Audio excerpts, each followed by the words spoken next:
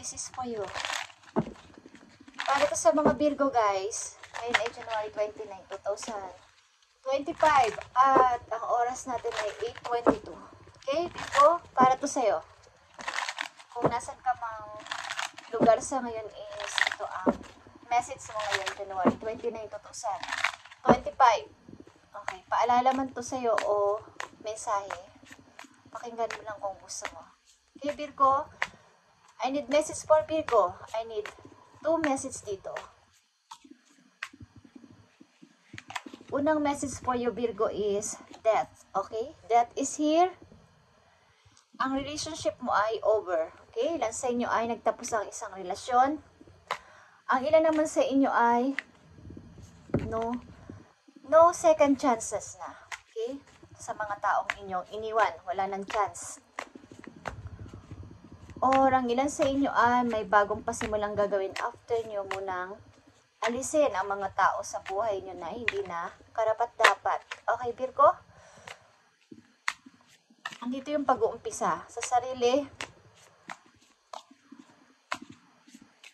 Maaring sa pamilya nyo rin ay may literal na nawala na sa inyo, mga 5 person. Okay? Sa inyong pamilya. Yan sa inyo. I need message for Virgo. Nandito din ang cut down. Okay? Meron talaga kayong inalisan na.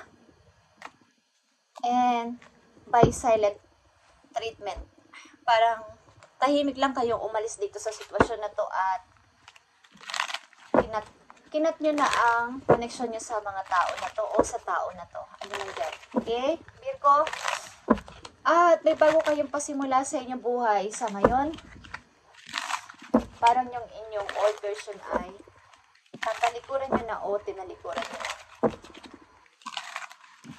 Message mo sa mga Virgo, ilan sa inyo ay pumupunta sa mga party-party o dapat pumunta sa mga party para man lang mag-enjoy pamisa-misa, Virgo. Having fun, okay? Para happily single. Tingnan natin ang mga message for you, Virgo, January 29, 2025, sa mga Virgo. I need 4 messages dito. Maaring yung kasalukuyan o paparating na mga maaring sitwasyon sa inyo. Virgo, ang una mong message ay judgment. Okay, bagong pasimula after ng separation sa isang tao o sa isang kasal. Yeah, maaaring ilan sa inyo ay dadalaw sa inyong lugar na matagal nyo nang hindi nadadalaw o nauuwian. Something na probinsya nyo or kinalakihan yung lugar. Yeah, something guys, mayroong dadalaw sa inyo or mayroong kayong gagawing pagtitipon. Event ito. Celebration. Parang magsasama-sama kayong buong pamilya. Virgo? Yeah, speaking of buong pamilya. The 10 of Cups is here. Ang ilan naman sa inyo ay may magkakabalikan after ng separation na to is mukhang may magkakabalikan ditong dalawang pamilya. Okay? Isang pamilya na nasira at sa haba ng panahon na inyong hindi pagkikita at pag-uusap, mayroon ditong nabago sa inyong sitwasyon ng isang tao na to para din sa mga anak at para mabuo ulit ang isang masayang pamilya dati. Okay. Mukhang dito ay mayroong parang together again. Ako narin. Okay, together again. Meron ditong magsasama ulit na dalawang pamilya na nasira dati. May mga anak kayo, maybe. Virgo. Tingnan natin ang mga messages pa po you. January 29, 2025. At mukhang may humingi dito ng chance. Bagamat sinabi mo o sinabi ng isang tao na wala ng chance itong pag-ibig na to o ang pamilya na to ay meron ditong humihingi ng chance sa langit para sa pamilya na to ay mabuo again. Yeah, something na may dadalaw talaga mula sa malayo.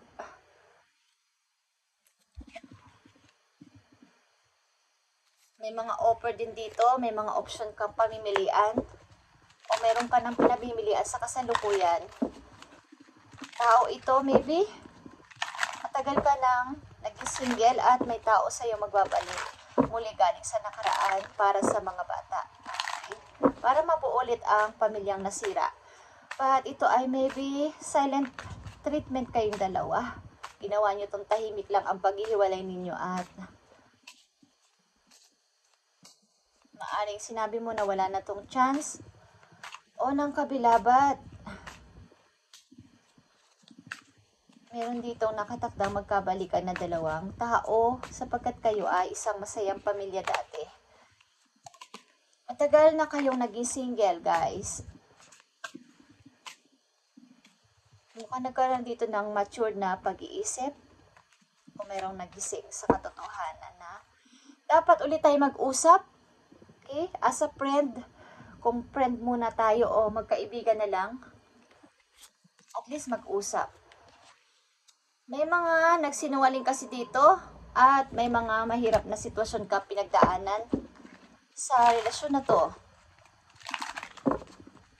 7 of Swords and 10 of Wands. Message for Virgo sa sitwasyon na to. Ito ay pamilya, usapan dito sa inyong reading. Virgo, isang pamilya na nasira at nagkahiwalay. But maybe magkakabalikan kayo.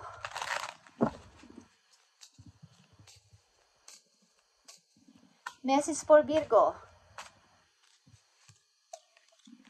2 of Pentacles. At nahihirapan ka ditong mag-decide o magdesisyon. Nanditong Scorpio at Capricorn. Maaring may mga nag-o-offer sa yung bagong mga tao o bagong tao. Kaya ang hirap mag-decide sa inyong kasalukuyan. Tingnan natin ang message for you, yes or no?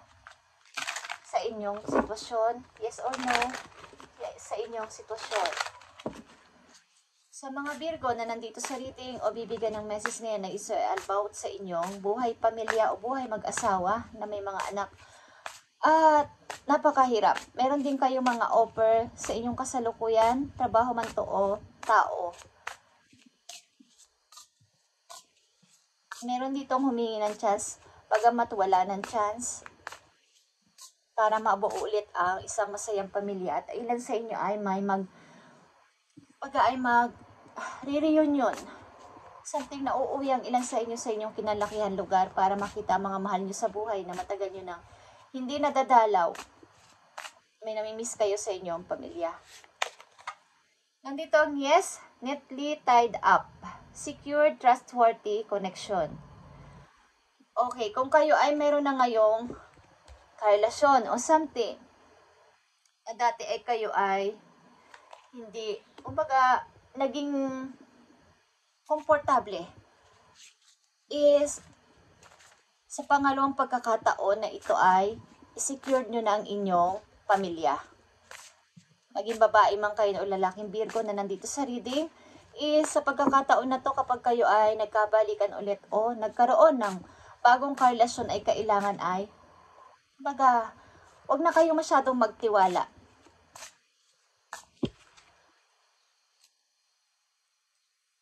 Mayroon kasi ditong trust issue sa inyong relasyon ng iyong dating naging kapartner.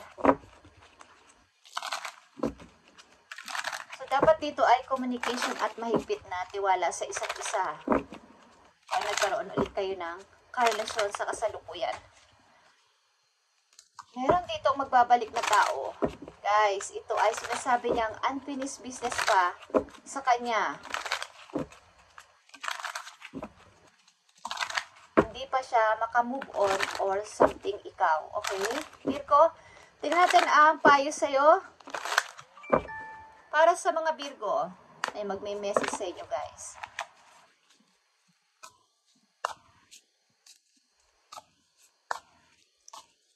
Message for Virgo, January 29, 2025.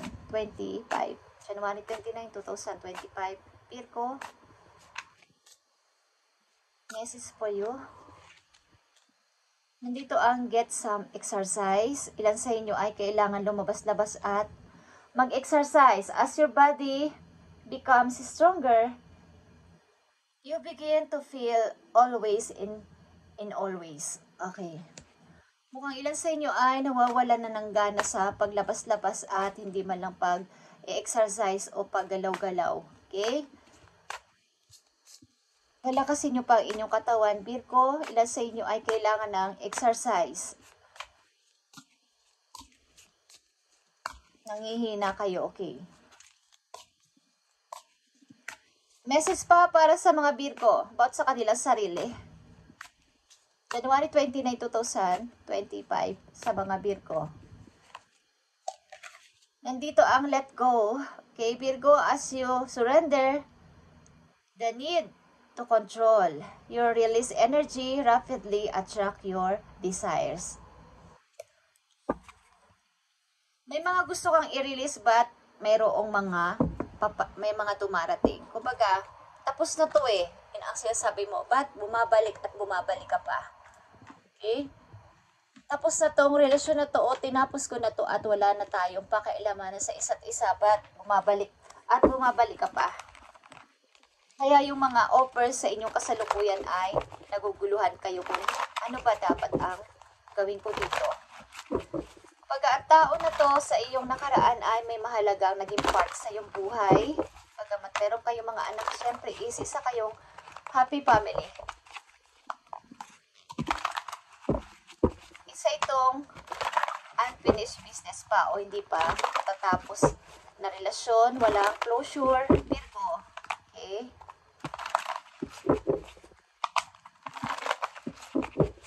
So, kung ano yung dinidesire ng heart mo sa inyong kasalukuyan, ayun ang inyong sundin, Virgo. Kung ano ang nararapat. Sapagkat matagal ka na rin namang single. Okay. Tingnan natin ang message po yun dito. Payo sa'yo. Sa iyong maaaring sitwasyon sa gayon. Pag ito man ay sa iyong kaperahan, relasyon man ito o sa iyong pamilya o sa iyong sarili mismo, tingnan natin ang maaaring ipayo sa'yo. Okay, Virgo. Message mo sa mga Virgo na bibigyan mo ng message today, January 29, 2024. I need message, please. I need message. Andito ang Four of Rafael is Four of Cups. Pagmumuni-muni talaga at paninimbang sa dalawang sitwasyon. Seek out other possibilities, Virgo.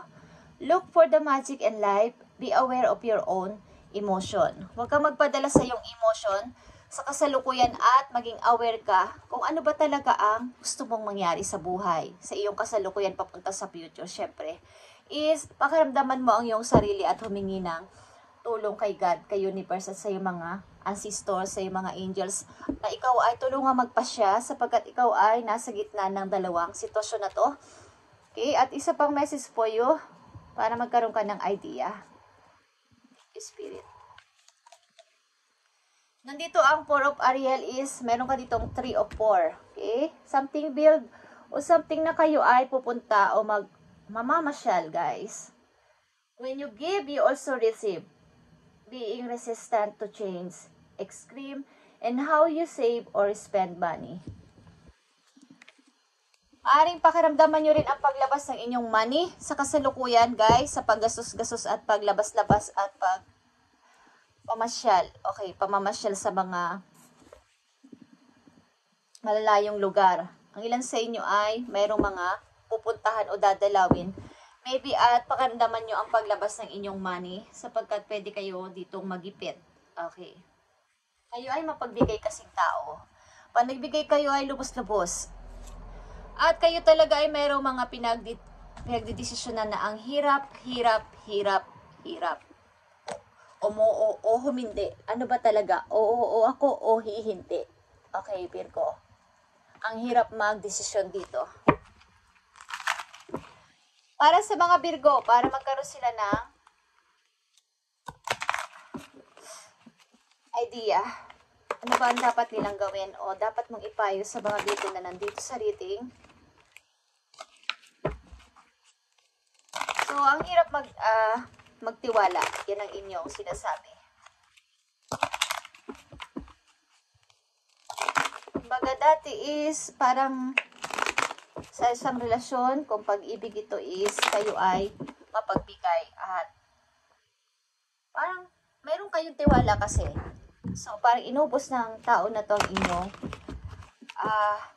trust sa kanya. Sinamantala niya ang inyong kabutihan. Okay, Virgo? Ano ang gusto mo pang sabihin sa mga Virgo na nandito sa reading? Ibigay mo ang tamang message o advice sa kanila sa mga Virgo.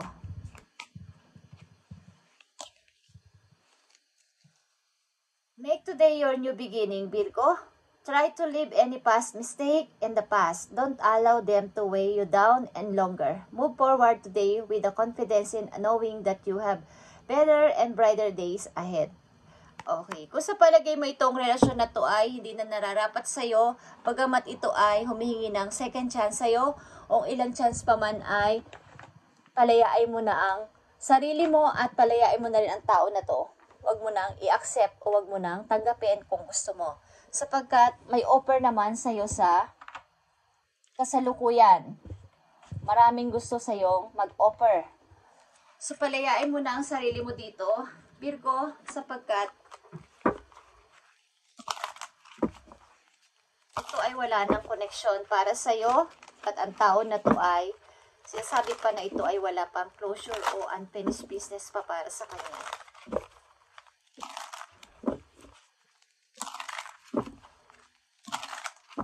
Nakikita kasi ng tao na to na ikaw ay umaunlad na sa buhay sa kasalukuyan. So, gusto niya magbalik.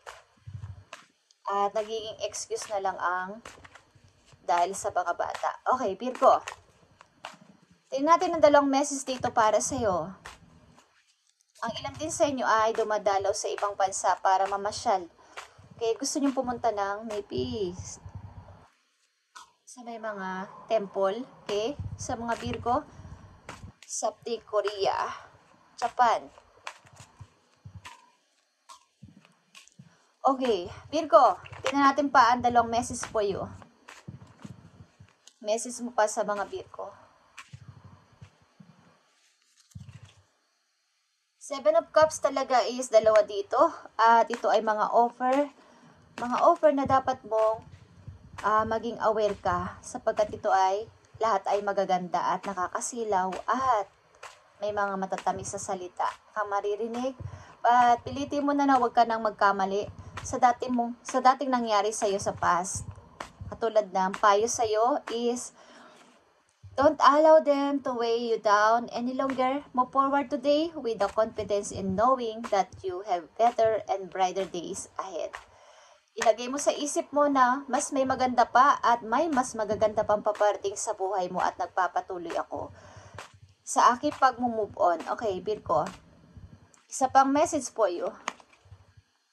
7 of Swords is here. Okay. Mga nakaraang pagkakamali talaga at masyado kayong matiwala sa tao, lalo na kapag kayo ay nagkakaroon ng mga kaibigan.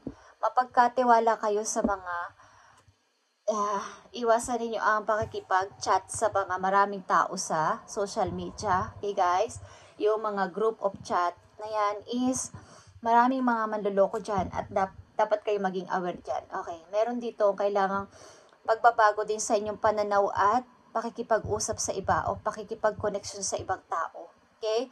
Virgo, ito ang message nyo ngayon January 29, 2025. At i-update natin ito sa mga susunod na araw para sa iyo, Virgo. Okay? Kung ano man itong nakaraan mo na to at maaring may mag-disturb sa iyo. May mag-disturb sa iyo dito galing sa nakaraan mo na gusto ulit kayong magkabalikan para maging happy ulit ang inyong samahan. Ito ay kasal ka sa tao na to. Okay?